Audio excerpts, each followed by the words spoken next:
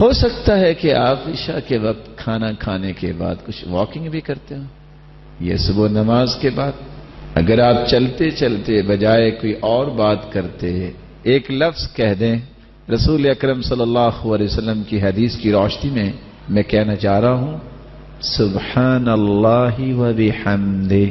کتنا وقت لگا؟ 2 سیکنڈ. سبحان اللہ و بحمدہ.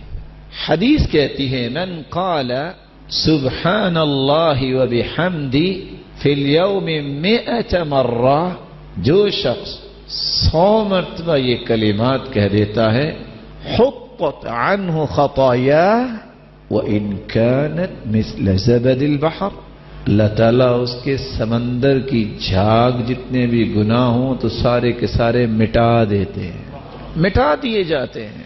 آپ گنتی کے 50 قدم نہیں چلیں گے تو آپ تمام گناہوں سے پاک ہو چکے ہوں گے. لیکن کب؟ جب آپ کی زبان پہ یہ کلمات آئیں گے سبحان اللہ و بحمدہ.